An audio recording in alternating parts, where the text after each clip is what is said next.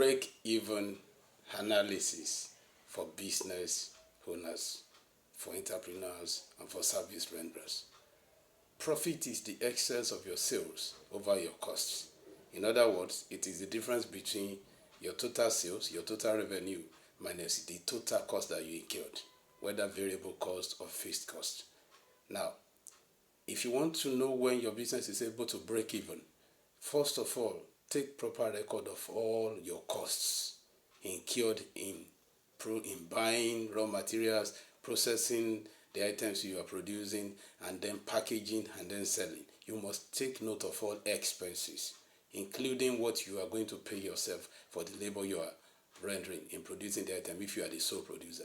And if you have workers, you take note also of their pay. Record everything. Then by the time you proceed into selling, take record of every item sold and every amount made. Compare the two. Any point you sell to and you are able to get up to the exact amount of cost you have incurred, that's your break-even point.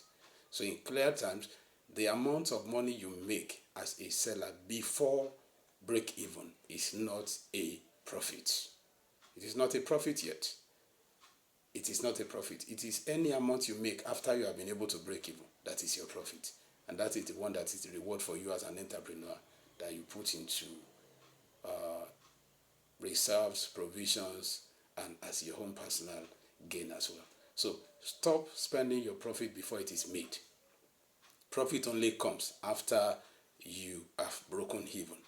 Any amount of commodities you sell, any amount of money you make before break even is not a profit, and it is not spendable. So you do not start making profit from the first item sold. For example, if you are selling books, stationery, and you bought 10 packets, you transport the 10 packets, you bought it for 10,000 naira. In other words, a packet costed you 1,000. If you spend 5,000 in transporting it, that makes the total cost to be 15,000. If the amount you pay as rent on the shop you are using for that month is another 2,000, that makes it 17,000. You can leave 3,000 as your labor cost. Everything becomes 20,000. By the time you present these books for sale, because you have spent 20,000 in total, one would expect that you will sell each packet for 2,000 naira. But if you sell it at 2,000 naira, you won't make any profit throughout. So you can sell it, let us assume that you're selling it for 2,200 or even 2,500. If you sell it 2,500, the first one you sell, 2,500, your profit is not on it. Don't think that, oh, I bought it 1,000 in Lagos and I'm selling it 2,005 in Abuja. Then I've made a gain of 1,005. No, that's not a gain yet.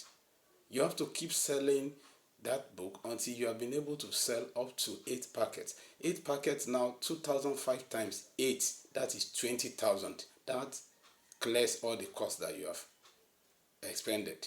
So at the sale of the 8th unit, you are able to make your 20,000. Any item left, don't forget you bought how many packets in total before? You bought 10 packets. So you have 2 packets left at 2,005. So the sales of those 2 remaining, any amount you make from it, that is your own profit.